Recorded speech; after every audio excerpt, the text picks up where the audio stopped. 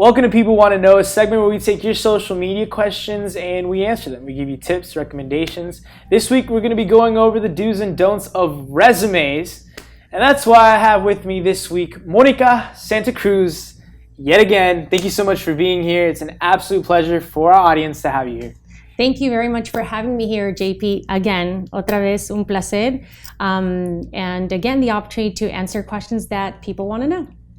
Let's get right into basically the first part, right? It's sending that infamous cover letter. What do you put in there, and what are your tips for the cover letter? People wonder whether they should put a letter together or not. Right. In all actuality, you can never go wrong with the cover letter. A cover letter is specifically important for somebody that is inquiring or applying for a job that requires extensive writing skills. So this is your opportunity to really demonstrate your writing skills and how well you can put sentence structure together. So again, you can never go wrong with the cover letter. Yeah. Great. I think that's a perfect segue into how long should the resume be? How do you trim the fat? A lot of people that I talk to have a lot of things they want to put in there. How long should it be?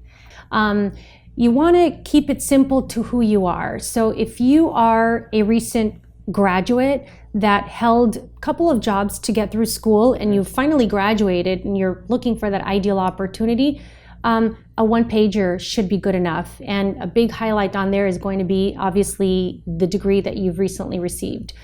Somebody with 5 years plus of experience, I think a two-pager based on the employment history that you've earned throughout is okay. And a three-page would only be for somebody at a director level or above. So anything under 5 years shouldn't go further than 2 pages. Thank you, Monica. As someone who's very familiar with the hiring process, how do employers screen out all these hundreds of resumes they're receiving? Yeah. What is your experience with that? I've had a personal experience in receiving tons of resumes for one position. So in the employer's eyes, we look for eye catchers, things that catch our eye in the resume, such as job hopping. So if you've held 3 to 4 different positions in 1 year, that doesn't necessarily look good, doesn't catch my eye, and I may just keep on looking into the next candidate. Other things is you want an attractive structure of the resume. If stuff is all over the place and not well organized on the resume, it just may lose me. I'll get bored and tired and move on to the next. So good structure on the resume is definitely very important. And lastly, another thing that we look at is relevant working experience. You know, I understand that people want a job, whatever job it is. I'm just going to apply and hopefully I get something.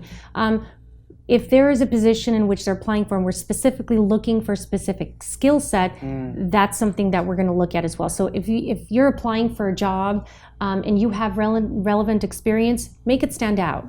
Thank you, Monica, for that great information. Last segment, we talked about deal breakers in job interviews. If you guys haven't watched it, make sure to check it out right here. Click it and then come back to this video.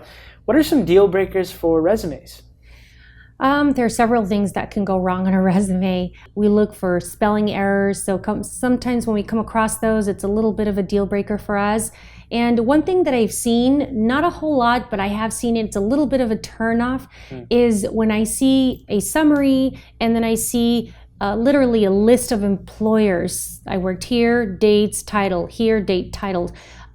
That really doesn't give me an idea of what they did at each job. So a summary of the skills at each job is definitely important. Muchas gracias, Monica. Thank you so much for being here. For those in our audience who want to contact you, or for employers who want you to come to their offices and maybe give a workshop, where can they reach you at? If you want to reach me, you can reach me. My email address is totalempowerment4me. So totalempowerment4me@gmail.com. Make sure to reach her there. Thank you guys so much for watching Jessica Dominguez TV.